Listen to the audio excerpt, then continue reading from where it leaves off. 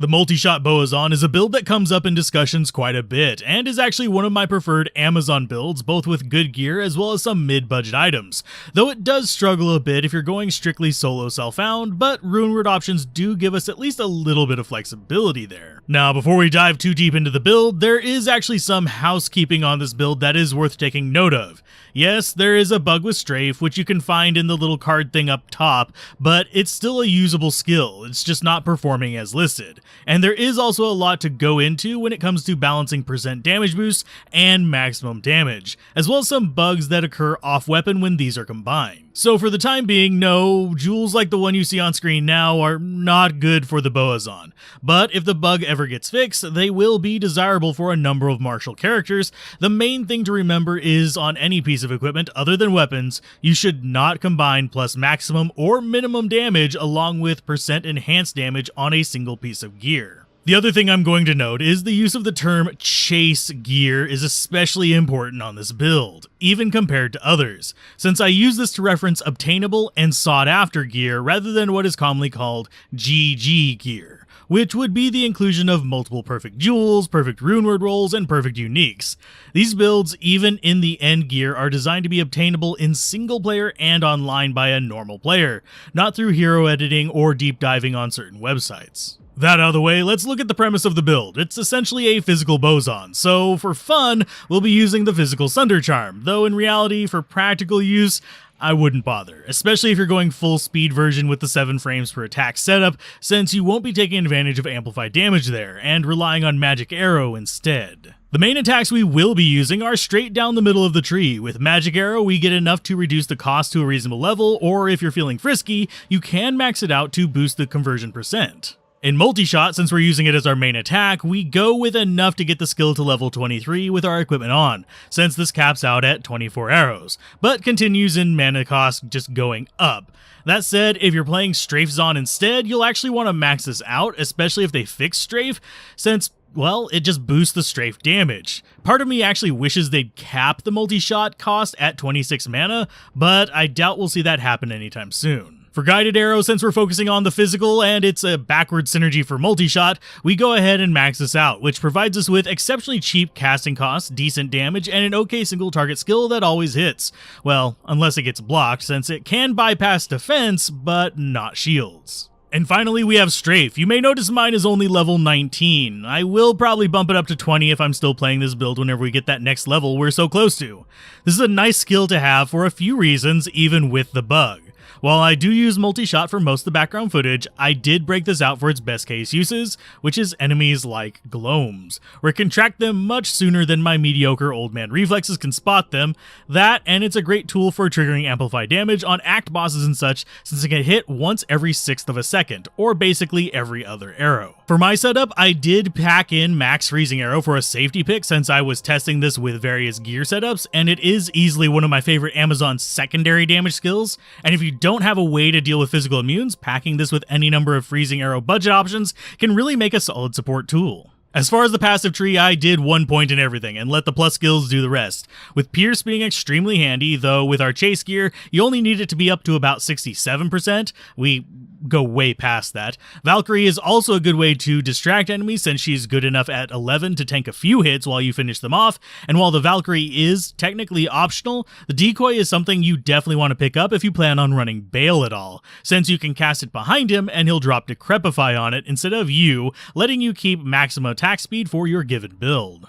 Now, going through the game with this setup can be a little tough if you don't know what you're doing, but with options like Insight, Melody, and Harmony being super cheap, you can be productive enough to get through the game with a physical setup against most enemies. And Insight is a great one for dipping into for elemental skills if mana is an issue, while Melody works great if it's, well, not. And Harmony is great for just running past annoying physical immunes because you get that Vigor aura.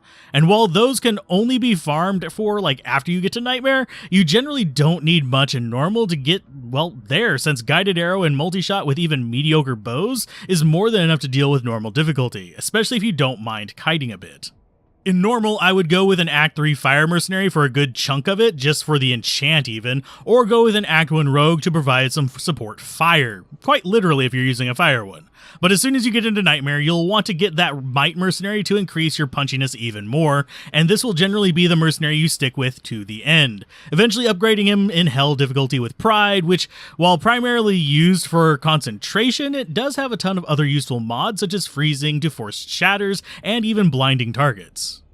As far as what skill I'd use, personally in normal, it's whatever you have the mana for. In Nightmare, if you use Insight, you can get away with Multishot, or even your choice of elemental arrows, but otherwise, I tend to prefer Strafe for a lot of it, doubly so if you're using a controller. And in Hell, it's when I start to push the Multishot setup, since you'll start having better gear tuned for it if you did any grinding whatsoever.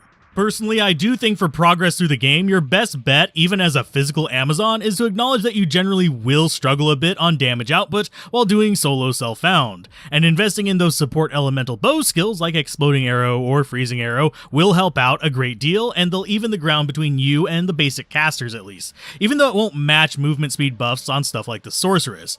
Though you can make up the gap on physical a little bit by maxing dexterity, it can be a bit painful with the lower life totals until you get better gear. Now, if you are dead set on using pure physical, dumping the spare points into Valkyrie are your next best option, along with of course Penetrate and Inner Sight for your hit chance perks.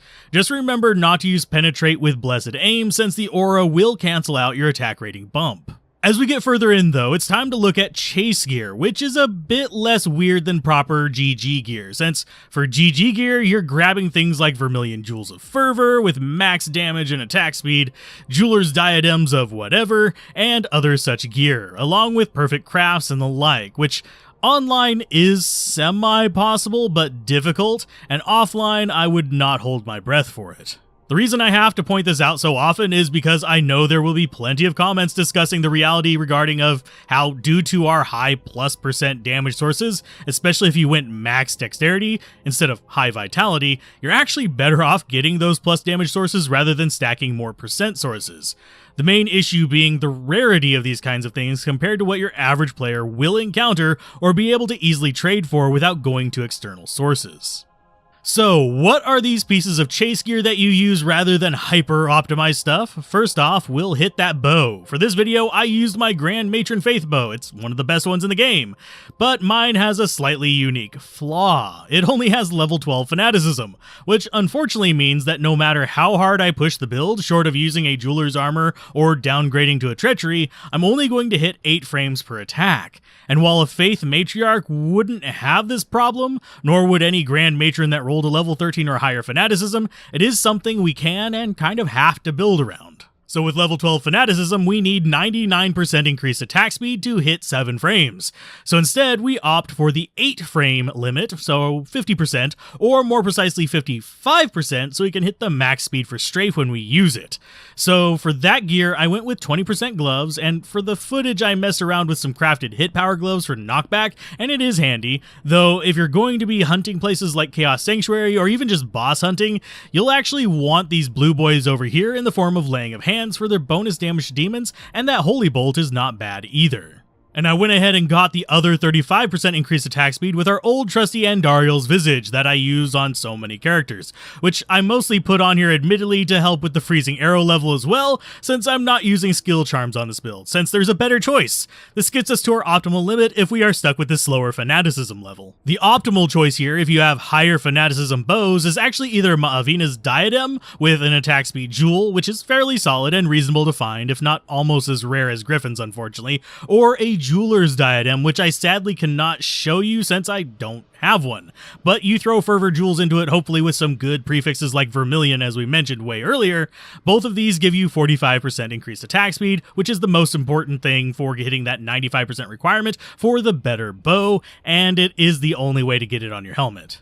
On the amulet, since we don't need speed here, I went with Atmos Scarab, which helps us against bosses, and with Sundered makes us deadly against physical immune, since Amplified Damage is not penalized against Sundered enemies.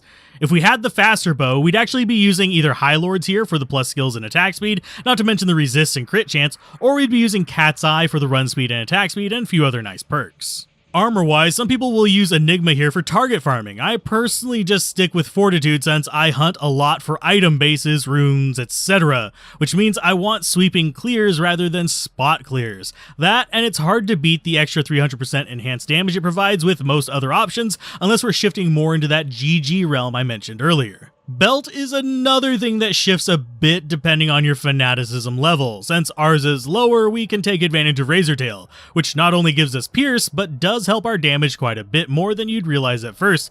Thanks to all the percent boosts we're actually seeing on our character, it gets us to about 80 to 100 extra damage just for the little bit we get on the belt. If you're needing the belt to hit the 95% range though, you'll be using either Nosferatu's Coil or Gold Wrap here, and that's if you have the higher level fanaticism. Now, you could get a similar damage boost on boots with War Travelers since they provide a plus damage boost as well, but I opted for Gore Riders for the bleed and crushing blow, which, while diminished due to our attack speed, can help out against our main struggle target, Act Bosses, and it helps out quite a bit. If you're wanting raw damage though, go for those War Travelers. As far as the second to last part of our gear, the rings, we want attack rating, cannot be frozen, etc., if we don't have them elsewhere at least. And of course we want leech if possible. This means I pack in my dual leech ring and my Ravenfrost mainly for those basic functions. There are plenty of alternatives, and if you are leaning more into the elemental arrows, you can even go plus skills on one of them instead, but I would keep the cannot be frozen Ravenfrost, at least provided you have the mana leech somewhere else. As far as charms, you actually want to go max damage and attack rating charms rather than skillers. These will help your damage a lot more than any plus skills for the physical bow abilities, because they work alongside all of these percent boosts you have floating around, from dex to auras to fortitude, etc. And that's the reason why the GG gear differs quite a bit from the chase gear, just because of how these are available. And yes, it is still sad that the percent and flat boost from off-weapon sources is still bugged like it is. You can read up on it over on Amazon Basin. Otherwise, it would introduce even a third setup option for the build that focuses more on per-hit damage. But regardless, it's a fun build, fast enough to do various farming jobs, even if it's not super high in Magic Find. And it is still one of my favorite non-caster builds in the game. So, do you like using Bowazons, or do you stick with the larger sticks that launch lightning and poison, or do you prefer a hybrid like the video on screen now? Mention it down below, and as always, a special thanks to the channel patrons, members, and regular viewers that make this content possible.